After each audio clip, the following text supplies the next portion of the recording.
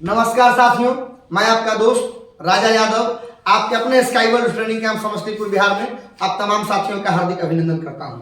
साथियों, BTSC driver हेतु एक और सेट के साथ उपस्थित हूं, तो चलिए इस सेट को हम लोग कवर करते हैं। देखिए, क्वेश्चन है ड्राइविंग लाइसेंस के बारे में 4 स्टेटमेंट दिया गया है। कौन सा स्टेटमेंट सही है, कौन सा स्टेटमेंट गलत है, वो जानना है।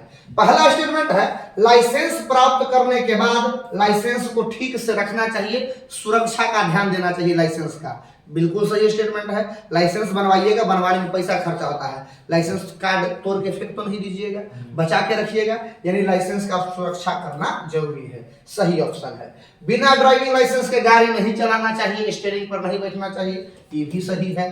ठीक है। ड्राइविंग लाइसेंस को नया बनवाने में देर नहीं करना चाहिए। जैसे मान लीजिए कि ड्राइविंग लाइसेंस आप बनवा लिए और रिन्यूअल वगैरह करवाना है, ठीक है, एक्सपायर होने को है, रिन्यूअल करवाना है, तो रिन्यूअल करवाने में हमको ज्यादा देर नहीं करना चाहिए। बताए थे कि अगर आप नहीं करवाते हैं, ठीक है, रिन्यूअल, तो एक टाइम आएगा जब आपका लाइसेंस को रद्द कर दिया जाएगा, तब रिन्यूअल नहीं होगा बल्कि फिर से लाइसेंस आपको बनवाना पड़ेगा। ठीक है, तो लाइसेंस को रिन्यूअल करवाने में भी देरी नहीं करना चाहिए। इसका अर्थ है कि यहाँ पर जो 3 स्टेटमेंट दिया गया है, तीनों का तीनों स्टेटमेंट सही है। तो सही उत्तर हो गया उपयुक्त, सभी सत्य है। ठीक है, अगला प्रश्न पर चलते हैं। अगला प्रश्न क्या कहता है उसको देखते हैं।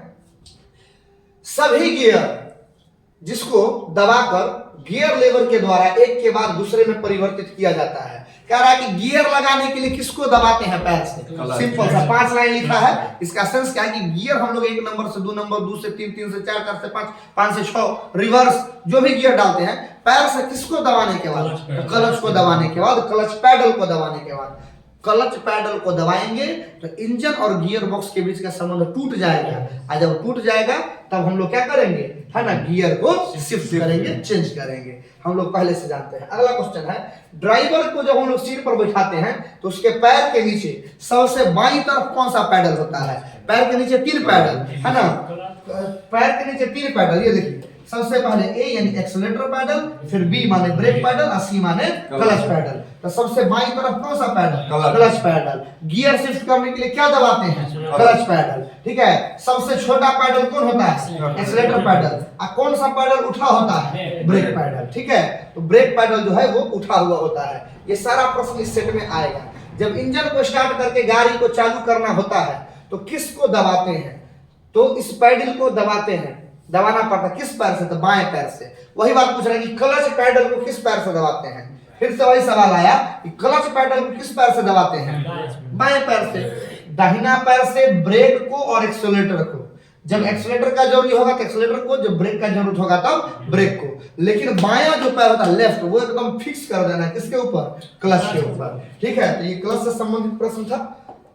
अगला प्रश्न देखते हैं। गाड़ी चालू करने के बाद सबसे पहले कौन सा गियर लगाना चाहिए? 1 नंबर। यानी गाड़ी को हम लोग उखाड़ेंगे, क्या नंबर गियर उखाड़ेंगे? 1 नंबर में। सिंक्रोनाइजर के द्वारा कल पढ़ाए थे सेट में, कौन सा गियर डाला जाता है? 1 नंबर और रिवर्स गियर। ठीक है, ये सारा बात ध्यान रखिएगा। गाड़ी उखाड़ना है, स्टार्ट करना है, सबसे पहले क्या नंबर में उखाड़िएगा? 1 नंबर गियर में। मोटर वाहन अधिनियम 1988 केंद्र सरकार द्वारा पूरे देश में कब लागू किया गया? 1 जुलाई 1989। कितना? 1 जुलाई 1989 को। भी यही क्वेश्चन है। मोटर वाहन अधिनियम शॉर्टकट में एमवी एक्ट कहा जाता है। एमवी एक्ट केंद्र सरकार के द्वारा कब लागू किया गया? 1 जुलाई 1989 को लागू किया गया।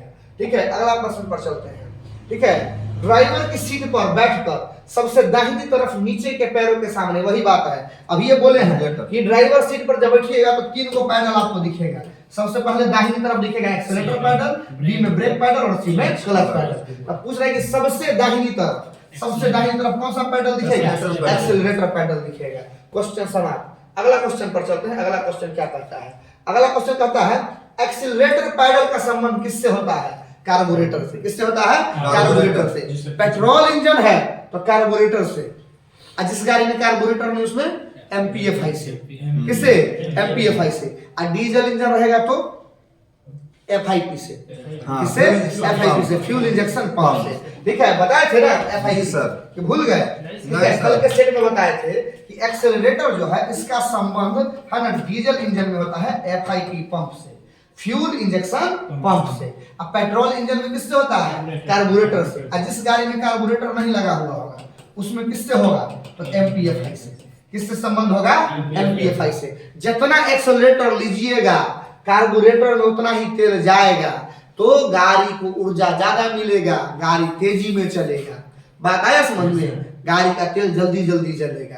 तो वही बात है, जितना एक्सेलेटर लेते हैं कार्बोरेटर के पास तेल जल्दी जल्दी जाता है। डीजल इंजन गाड़ी में भी जितना एक्सेलेटर लेंगे तो FIP के पास तेजी से जाएगा, है ना। FIP के पास भी हम लोग ऐसे ऐसे करके एक्सेलेटर को बढ़ा सकते हैं। जरूरी नहीं कि सीट पर बैठ के पैर से दबाएं, FIP के पास से भी गियर को कम ज्यादा किया जा सकता है। ठीक है, तो ध्यान रखिए इस प्रश्न का। अगला क्वेश्चन क्या कहते हैं उसको देखिए। अगला क्वेश्चन है एक्सीलरेटर इंजन का संबंध कार्बोरेटर के अंदर किससे होता है? देखिए अभी आपसे पूछा एक्सीलरेटर पैडल का संबंध किससे है? आप बोले कार्बोरेटर से। कार्बोरेटर के किस हिस्सा से? तो थ्रोटल वाल्व से। किससे होता है? थ्रोटल वाल्व से। अब क्या रहा है कि एक्सीलरेटर का संबंध इंजन में लगे हुए कार्बोरेटर के किस भाग से होता है? तो थ्रोटल वाल्व से। किससे? थ्रोटल वाल्व से। कार्बोरेटर का एक भाग होता है जिसको हम लोग कहते हैं थ्रोटल वाल्व। थ्रोटल वाल्व से किसका संबंध है? एक्सेलरेटर का। अगला क्वेश्चन, जब इंजन स्टार्ट करना हो, है ना, जब इंजन को क्या करना हो? स्टार्ट करना हो, या कोई इंजन चल रहा है उसके गति को कम करना हो कि बढ़ाना हो? बढ़ाना हो। ये देखिए जब इंजन स्टार्ट करना हो या इंजन का गति को क्या करना हो? तेज करना हो, तो हम लोग किस पैडल को दबाएंगे? एक्सेलरेटर को। कि गाड़ी को स्पीड करना है तो किसको दबाते हैं? एक्सेलरेटर को। सब आपके संपूर्ण ड्राइवर नोट्स में नहीं है, सब है। ठीक है, क्लच का, ब्रेक, एक्सेलरेटर का सारा कहानी है। तो जितना हम लोग पढ़े हैं ना उसी पर ये सेट बना बना करके हम लोग प्रैक्टिस कर रहे हैं। मोटर वाहन अधिनियम 1988 की मुख्य धाराओं के अनुसार यहाँ पर जो दिया गया है 3-4 गो केस, उसमें कब ड्राइवर को सजा दिया जाएगा? ठीक है, 4 गो केस है ना, 3 गो केस है कि 4 गो? 3 गो, और तीनों का तीनों है कि आदमी जो है उसमें सजा पा जाएगा। पढ़ लीजिएगा। ठीक है, अगला क्वेश्चन है एक्सेलरेटर पैडल को किससे दबाया जाता है? अभी ये बोले हैं दाहिना पैर से, ब्रेक पैडल को भी दाहिना पैर से, और क्लच पैडल को हमेशा बायां पैर से। ठीक है, आगे है जब गियर नहीं लगा हो तो एक्सेलरेटर पैडल नहीं दबाने से भी इंजन पर क्या प्रभाव पड़ता है? देखिए गियर नहीं लगा हुआ है, गियर नहीं लगा हुआ है और एक्सेलरेटर पैडल को हम दबाए भी नहीं है, तो इंजन धीरे धीरे चलेगा कि नहीं चलेगा? हाँ या ना बोलिए। यहाँ गाड़ी चलने का बात नहीं है, इंजन चलने का बात है। गाड़ी आप स्टार्ट कर दी कि एक्सेलरेटर नहीं दबाए, गियर नहीं लगाए, क्या इंजन स्टार्ट अपना मन से नहीं रहेगा? ठीक है, आइडियल स्पीड में इंजन स्टार्ट रहेगा। इसको हम लोग कहते हैं आइडियल स्पीड। क्या कहते हैं? आइडियल स्पीड में इंजन अपना जो है तो स्टार्ट रहेगा। बाइक या कार कुछ भी, ठीक है, अब सेल्फ लगा के गाड़ी को स्टार्ट कर दिए, गियर नहीं डाले हैं, क्या इंजन स्टार्ट नहीं रहेगा? रहेगा। ठीक है, तो वही बात है, आइडियल स्पीड में इंजन जो है सो अपना स्टार्ट रह जाएगा। ठीक है, 14वां क्वेश्चन पे चलते हैं।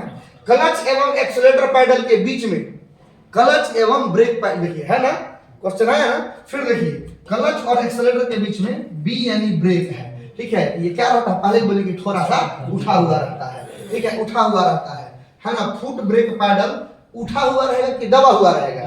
तो पहले से बोले कि ये ऊंचा रहता है। ठीक है, एक्सेलरेटर नीचे रहेगा, बी ऊंचा रहेगा और सी नॉर्मल रहेगा। एक्सेलरेटर को इस दाहिना पैर से, ब्रेक को भी दाहिना पैर से, और क्लच को हमेशा किस पैर से? बायां पैर से दबाते हैं। ठीक है, ये क्वेश्चन था, समझ गए। तो उठा हुआ कौन रहता है? Brake pedal. ब्रेक पैडल ऊंचा रहता है। 75वां और अंतिम क्वेश्चन, गियर लीवर के बराबर में एक और डंडा रहता है। गियर लीवर के बगल में एक और डंडा रहता है, इस डंडा क्या कहते हैं? Hand brake. क्या कहते हैं? हैंड ब्रेक, जिसको हम लोग पार्किंग ब्रेक या इमरजेंसी ब्रेक के नाम से भी जानते हैं। हाथ से खींचते हैं, हैंड ब्रेक।